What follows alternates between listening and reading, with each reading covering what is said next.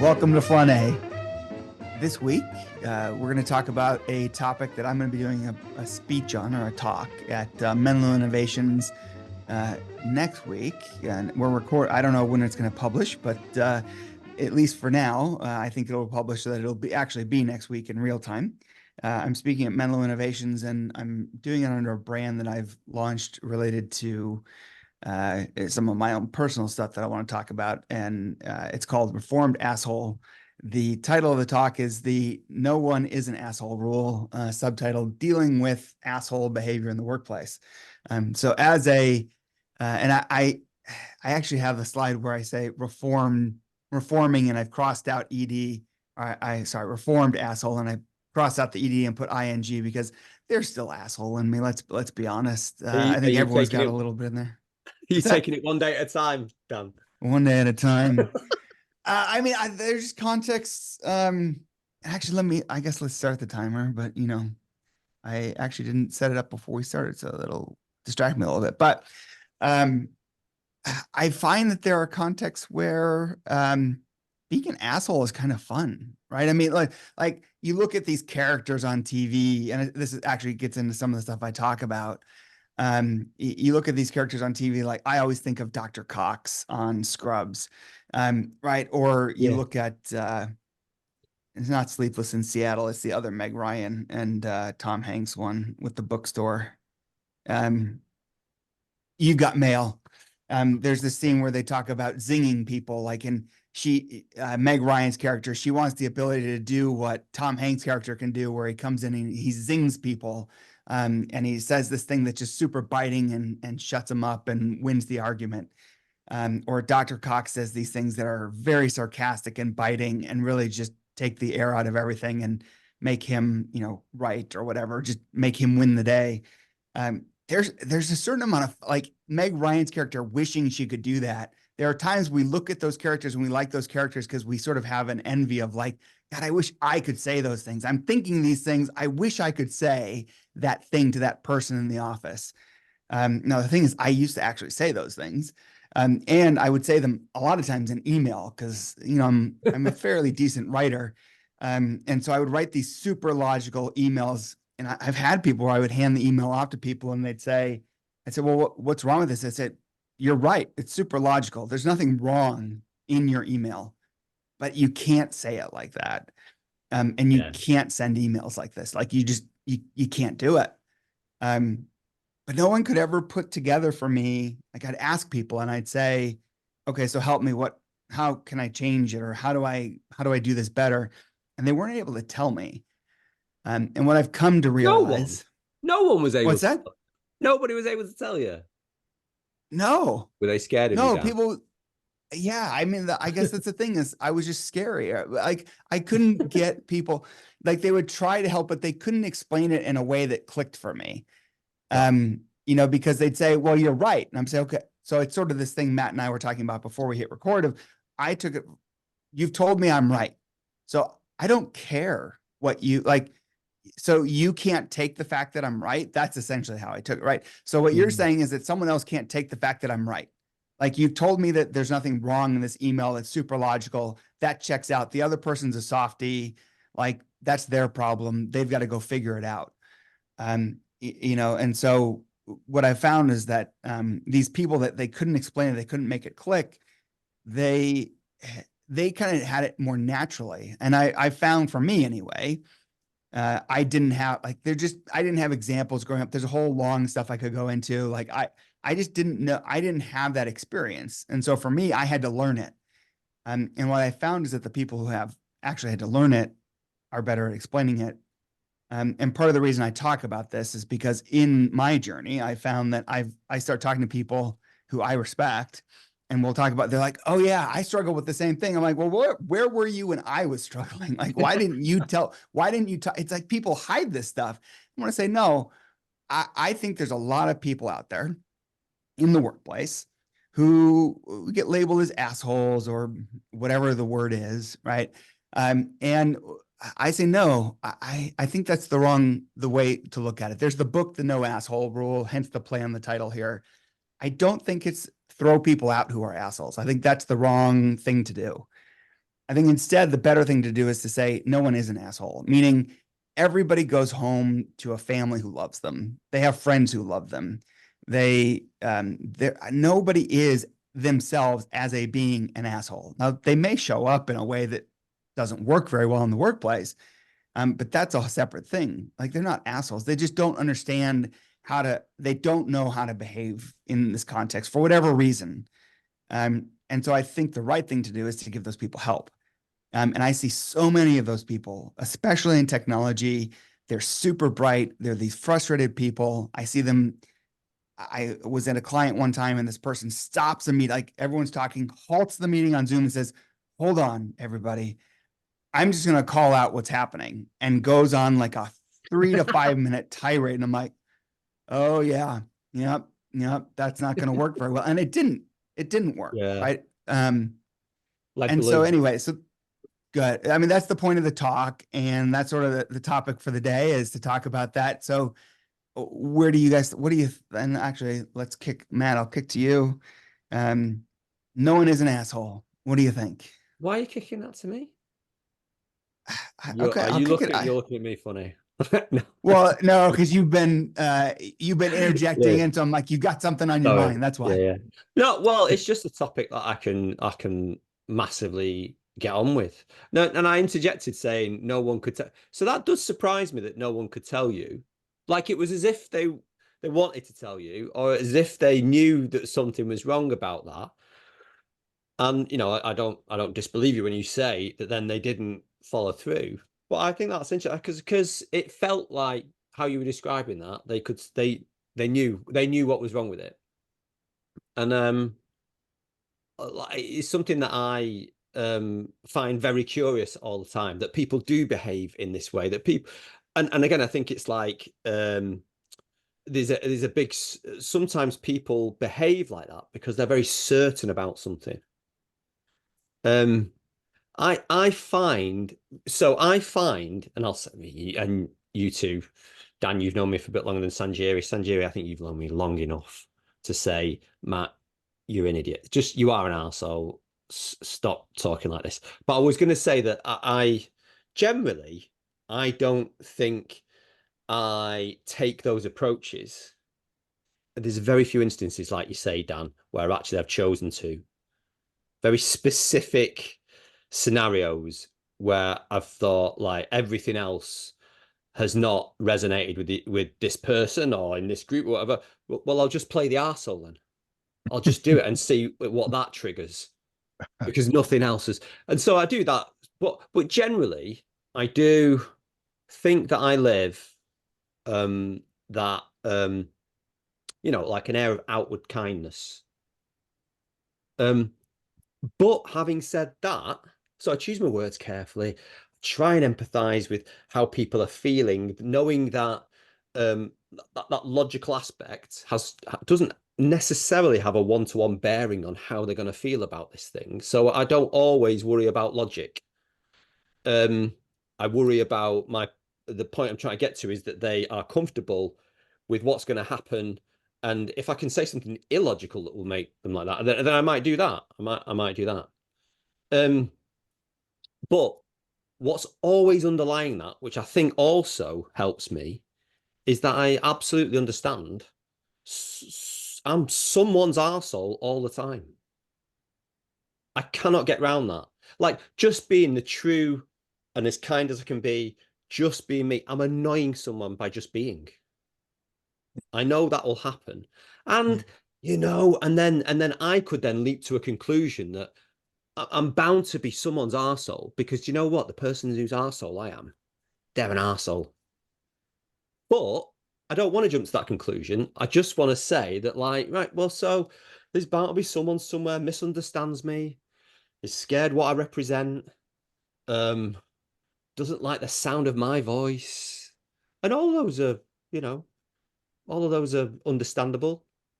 And so I sort of like operate on that thing of but you can't please everyone all the time. So I can dig that.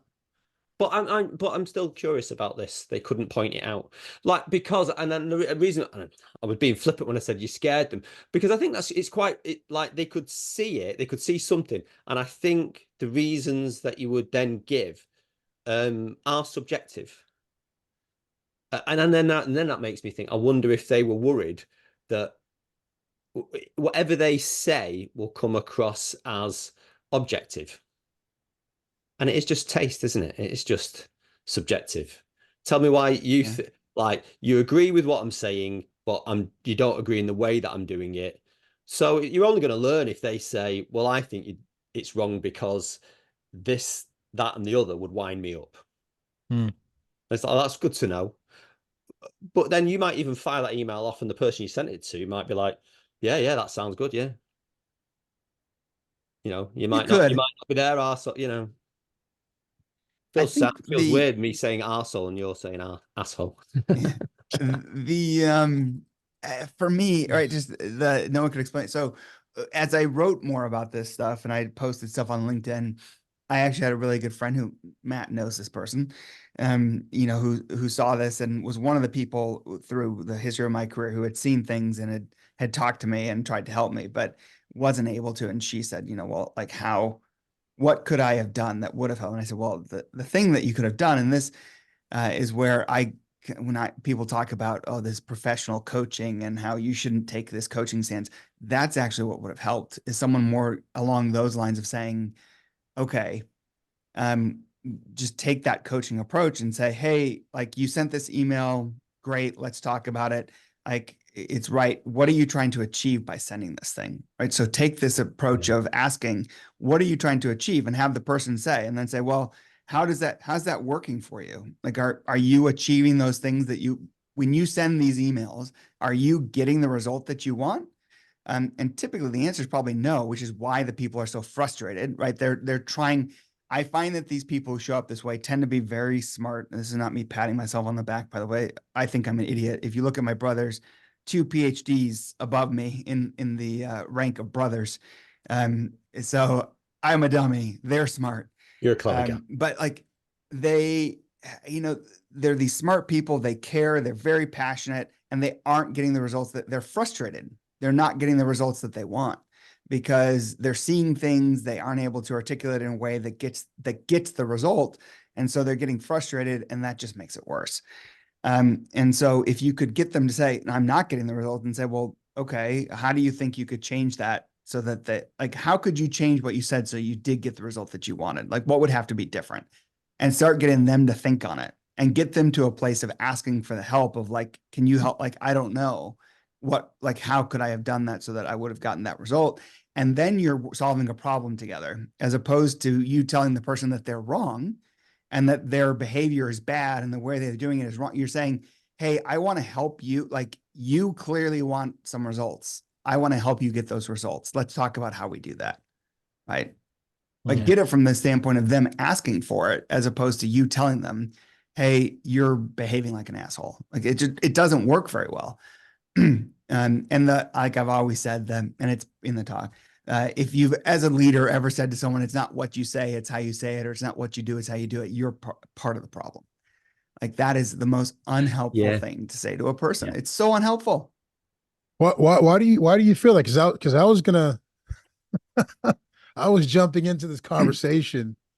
Were you going to say that? Were you going to say that thing that he's just said? I was exactly going to say that. I was going to say first, opinions are like assholes.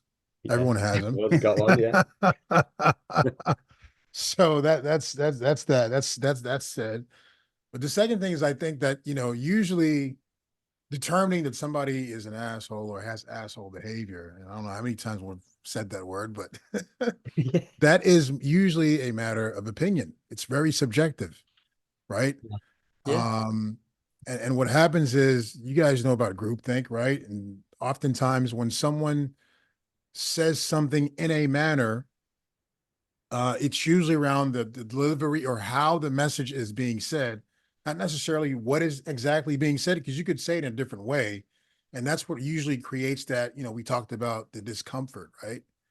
It's something about an uncomfortable feeling that's created, or ambiance or whatever, by the words that are being chosen or the way it's being said or whatever, right? Oftentimes I think that, yes, sometimes the content itself may be very, maybe too straightforward, but again, it goes back to the how, right? It's all, so I think if you peel that back, um, I always tell people, I feel like setting ground rules, setting a framework, setting a shared understanding of how we want our space to be, right? That's oftentimes like that contractualization part of like a working group, whether it's in a meeting or a group of people working together long term, a leadership team, or just a regular team or a family, right? When you don't do that, you don't define what asshole means for you or for that group of people in that specific context.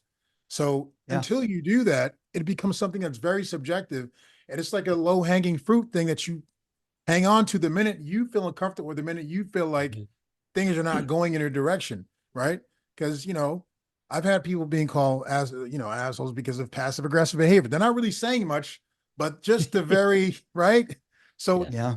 so that's why I feel like sometimes putting words and putting epithets, putting really actual concrete, substantial, tangible words as to what we deem as acceptable or not acceptable is really at the crux of it. And when you don't do that, that's when you leave, you know, sort of pathways for that to come up. Okay, this guy's an asshole, and obviously you got the trickle effect is that the minute two or three people think it in the room, and you can tell by body language sometimes, right? You can see people squirming in their seats, then that makes other people uncomfortable. And the fact that the person who's giving the message doesn't have the awareness or situational awareness around what's transpiring makes him or her even more of an asshole, right?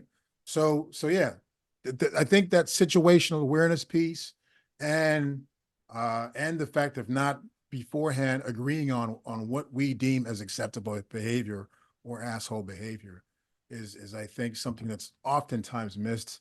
And then you get into this thing, and then the minute it happens, the conversation becomes more difficult. Right? But that I worry about though. That I Yes. mean, it sounds very sensible. And Mhm. it's good, isn't it, to check in and say at this moment. But I sort of feel like it's an at this moment thing. And Mhm. again, it's like we've spoken about this before about, like you said, contracts, Sanjiri, and always be contracting and strong beliefs loosely held. Mhm. So for that period of time, when you first get together or when you first decide it, this is what we think an arsehole is. But it reminds me, the way you were describing it reminds me of was it in 1964, the obscenity laws in the US about pornography, Right. and the Supreme Court justice or whatever who sort of set that was asked, well, so what is no well like porn, it was pornography, obscenity, something like that. So Right. what's Yeah. obscenity? And they said, well, I'm fine. Something like I find it hard to define, but you know it when you see it, Ah. Yeah. and it's so like because it's subjective, it's also contextual, Yeah. and because that then also makes me think about. So have you heard of a chap called Amos Tversky? No. Mm-mm. He's the lesser known. What have you heard of Daniel Kahneman, Thinking Fast and Yep. Slow? Yep. So Amos was basically Daniel's partner, Okay. like in through all of that research that went into Thinking Fast and Slow, but he died before, and you can't give um, Nobel Prizes posthumously, so he never got a Nobel Prize. So he's not as famous. Mhm. But people used to speak about Amos as being like mercurial, very, like Dan we were talking about earlier, like very, very clever, and he would want to win arguments, and he would want to, if someone said something either just at a party or in a conversation or as part of the research or whatever, No. he didn't agree with it, he would take them apart. Mm-hmm. And they used to talk about like Daniel was his exact opposite. And there was a thing that made Amos better is that Daniel would often say to him, was like, but so if you disagree with what that person's doing or saying or whatever, think to yourself, what would have to be true for that, what that person's saying is right. And then that's probably that person's truth.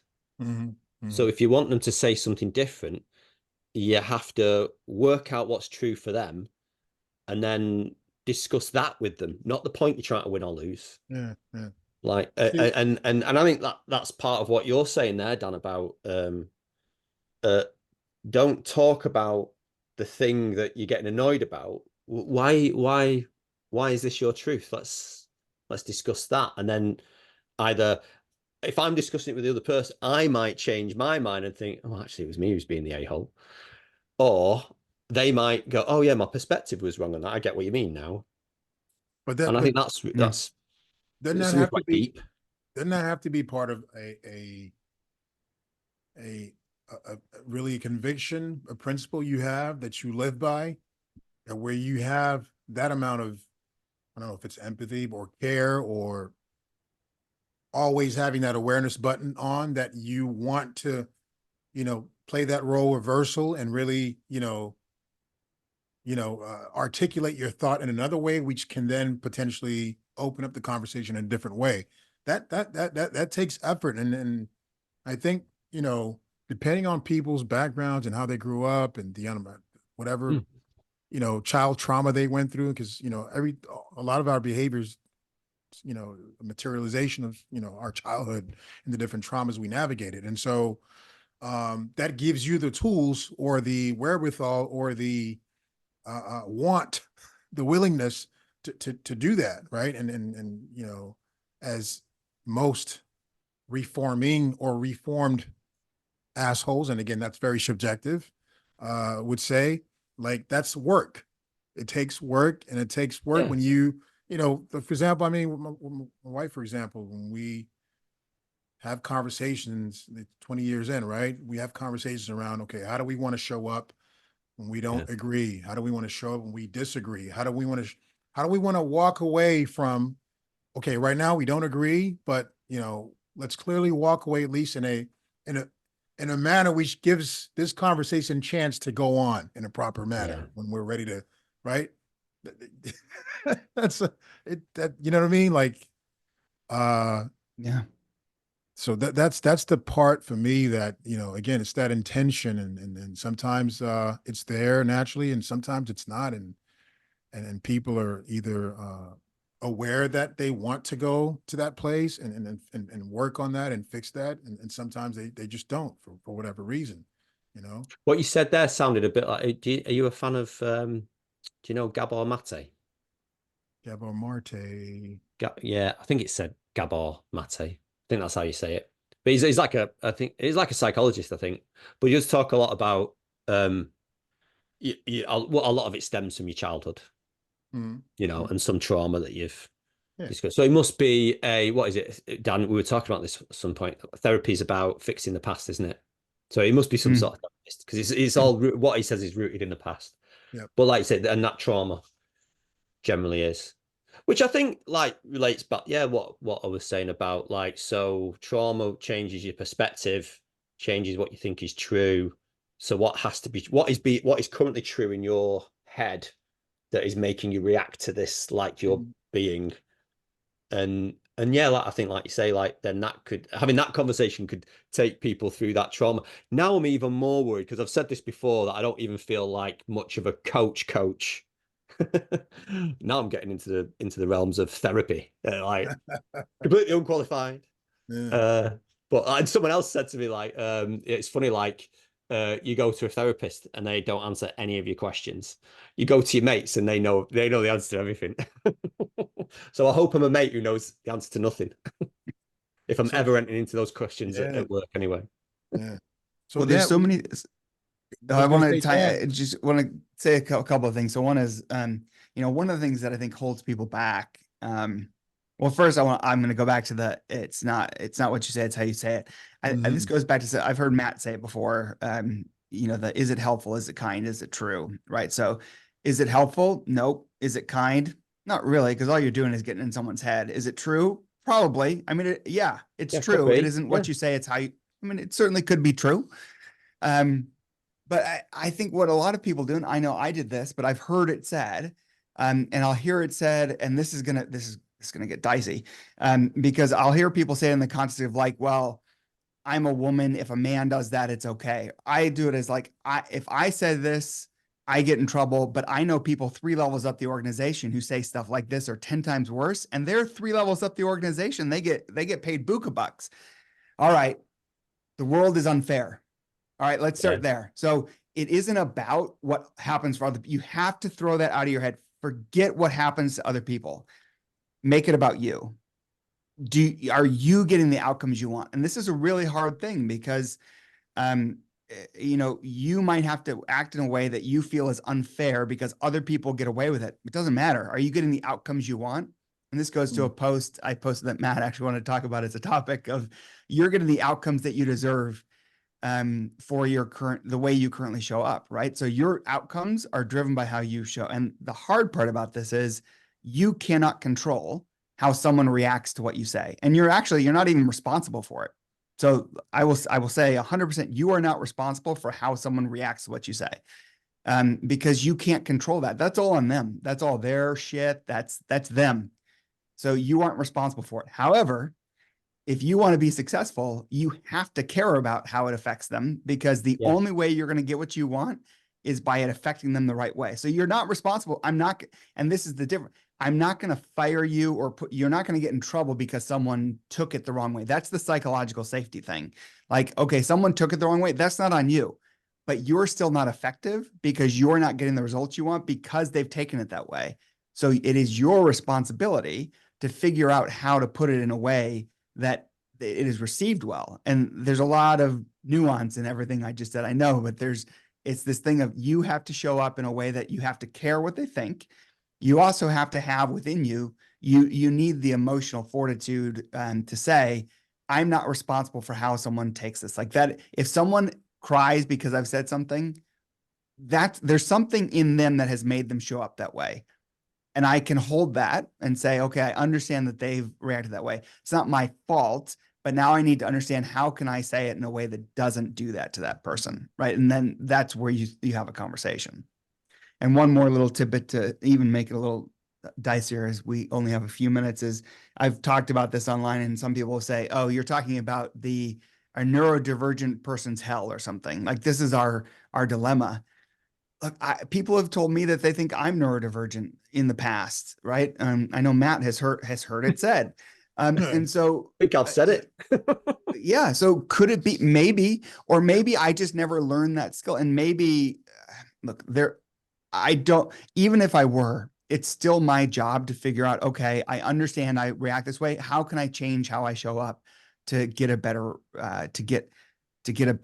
outcome? I think just not hiding behind, that's going to come off. I think that using those things as permission to say, I can show up the way I show up and the world has to adjust to me. It just doesn't work. Yeah. Yeah. And it's selfish. I don't know. I threw a lot in there. Yeah, no, I agree. I mean, I just want to piggyback off kind of quickly. I know we got not too much time left, but like it's the part of you mentioned just before the part of right. So when you were mentioning, you gave the example of saying something to somebody who then, feels a certain way to the point where emotion or potentially tears or whatever. I've seldom seen someone getting an asshole label based off one instance. Usually there's a repeated pattern, right?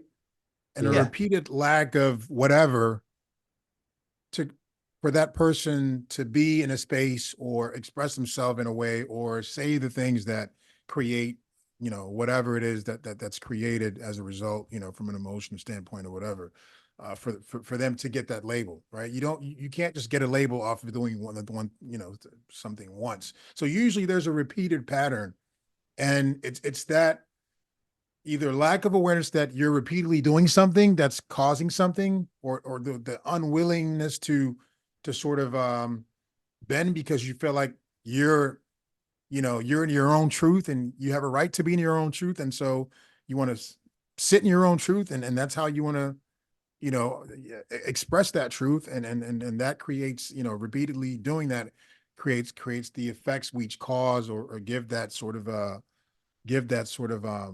perception of, asshole behavior or asshole tendencies or whatever. So again, it goes back to, if you're a leader, especially, you're in charge of people, or you're quote unquote in charge of people. The mission, part of that being a leader is right, is inspiring people, bringing people along a journey. So if you don't have that awareness where something you're repeatedly doing is having an adverse effect or an effect in some way, shape, or form, then you're right. That's kind of deterring to the mission of whatever it is that you're trying to do in a specific way. And then so I think that it's just, again, I keep harping on this, but I think it's so funny. I was watching yesterday Napoleon on the plane on the flight back Yeah, in yeah. the car, and amazing movie. Scott Ridley Scott, great. Obviously we know his talents, but I love the way Joaquin Phoenix, who's one of my favorite actors, he does such an amazing job of giving you sort of peeling back without speaking, even just he gives insight into how this person's brain functions, right? Through his mimics, his body language, everything. Yeah. And so, at some point, obviously, we always talk about the Napoleon complex, but he was dealing with some really deep rooted issues, right? As a leader. And some of the judgment calls he made were really based off of just, those repeated instances where he couldn't step outside of himself to make the right decision. And so that's why it rung a bell when you brought that up, Dan, in terms of just that relationship between the moment you decide to express whatever it is you feel needs to be expressed, and how that interlays with the environment around you. So but yeah. Yeah. Just And real I quick, think my real sum quick, up one would thing. go on. Let me say one thing about real quick about Sinja. When you're talking about that, is I could in my personal case, right? I could look at any number of, you talk about this pattern. I could look at any particular situation and I could tell you why the thing happened. Mhm. And they were all different. Like every reason was different. Right. But the common thread throughout was, yeah, but you piss people off. Like, Mm. yes, like I Yeah. could point out in every circumstance, it could be like, well, that was that. These are Yeah. different things. They Yeah. aren't the same. They're Yeah. totally different. They're unrelated. It's not Mhm. me. Mhm. But then you look and say, but there's a thread. And the thread is you. And so you need to figure that one out. Mm. So anyway, we're at end of time. So we go to wrap up. So there you go, Matt. My wrap up. So I agree with all those things, and I think one of the big things to me is, like, I think you only mentioned it once, but the psychological safety aspect. And I think that goes hand in hand with a culture of caring. So you talked about caring, Dan, and psychological safety is also about building a culture of caring. Like, you all care enough about each other. You can all see enough in one another that you want it to hold fast and be able to deal with whatever comes your way. Because, like Sanjiri, like you're saying, is like you were speaking of this guy who's generally held up as one of the best of what he did, lots of successes, did what he was asked to do, came a cropper in the end, because all of them do. We all do, like too much of a good thing and all that sort of stuff, and the tide changes and all that. But if you're in a psychologically safe space, if you can create that culture of care, you are talking about being able to withstand when boundaries are crossed. Mm-hmm. And so we were saying, like, people get tarred with that a-hole brush because they've done it repeatedly, like they are recidivists, so have repeat offenders, which is true. But it's also like, okay, but do we care enough about them? Because it's got to happen time and time again. If it only happened once, they wouldn't really be an a-hole. So it's got to happen time and time again for you to see those opportunities to go, like, right, yeah, this is what we were talking about, and what's up, what is up. And because you need to see, like, that trauma, I think, come out again and again to know that it is actually rooted in something that you can help with, and thereby change what is happening. So I think it goes hand in hand with the caring culture. I think it goes hand in hand with psychological safety. And I think, and I'm gonna show myself up now, but I'm gonna look at the French speaking person in the room. So because there's a French saying that I really like, and I've never heard a French person say it. I've only read it on the internet. But it goes on the lines of, it's the fate of glass to smash, or the fate of glass to break.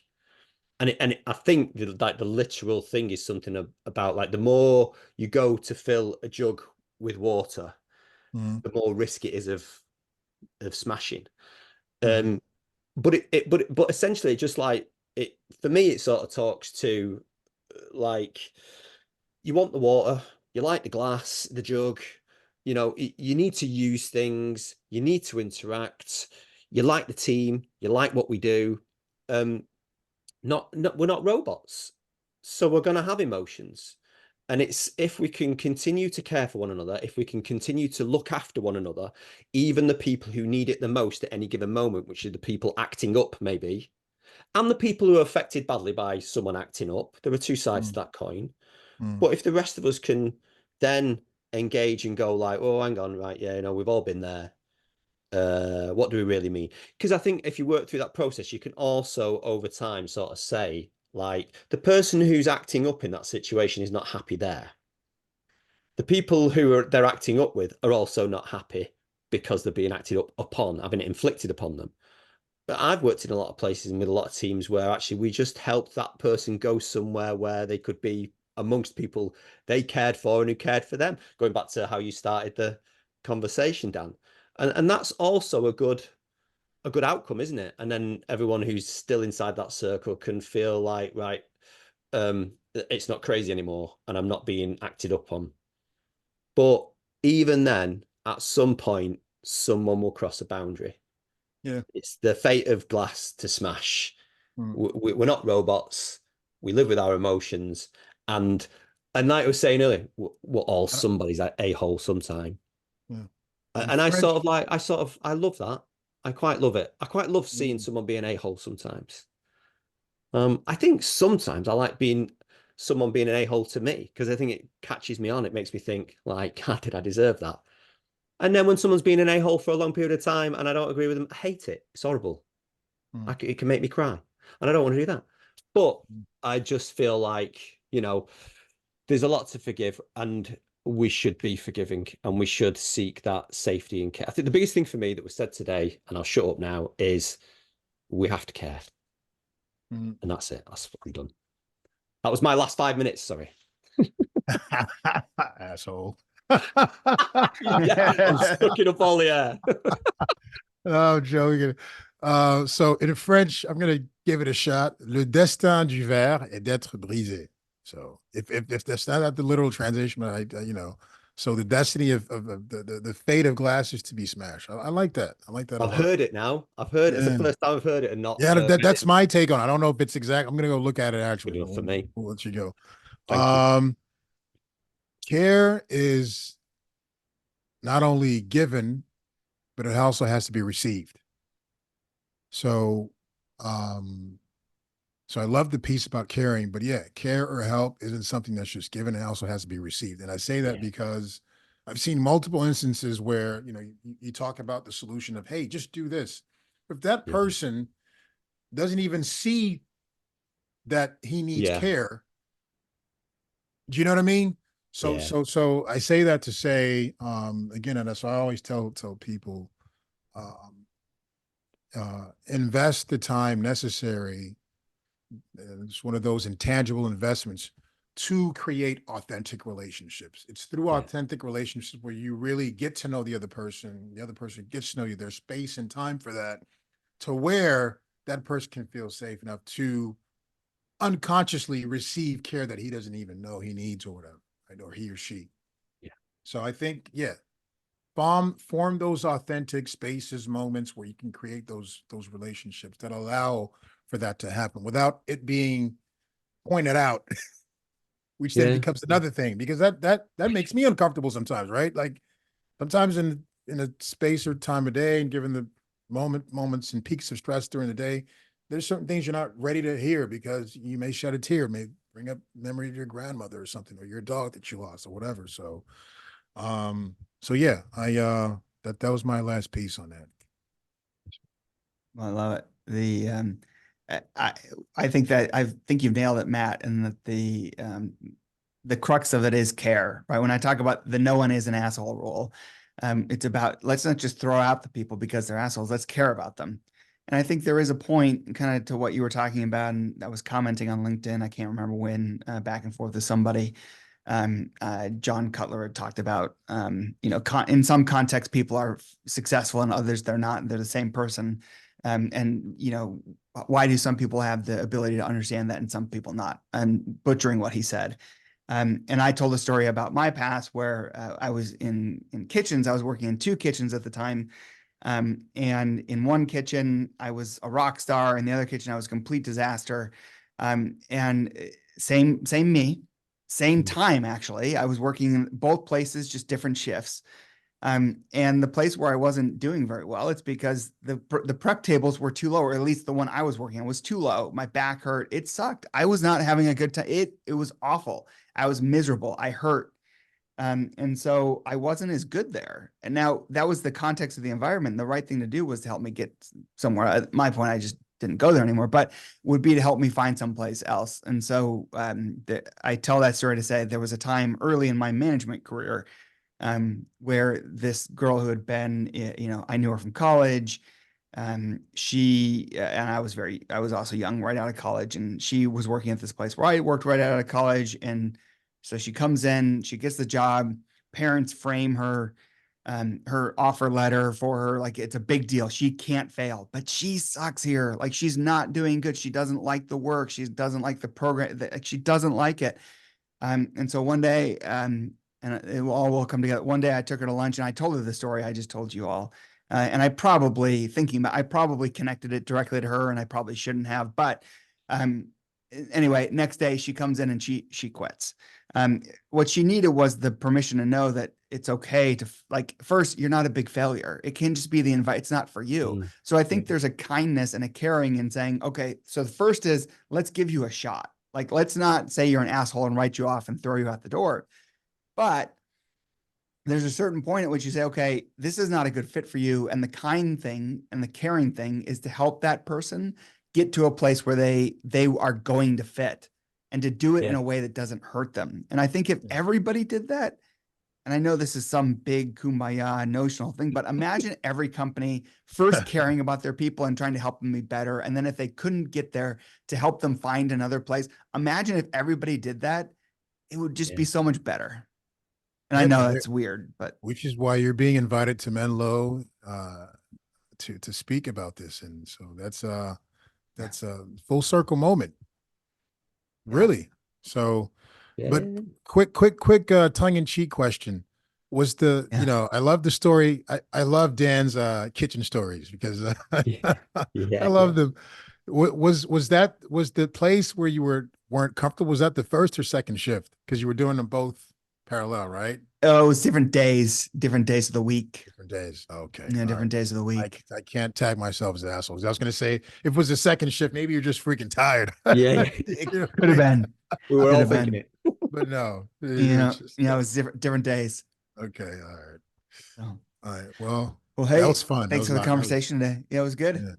It was very good. And thanks to the listeners for flanaying along with us through that winding set of streets as we walked through those alleys and meandered. Thanks. Appreciate it.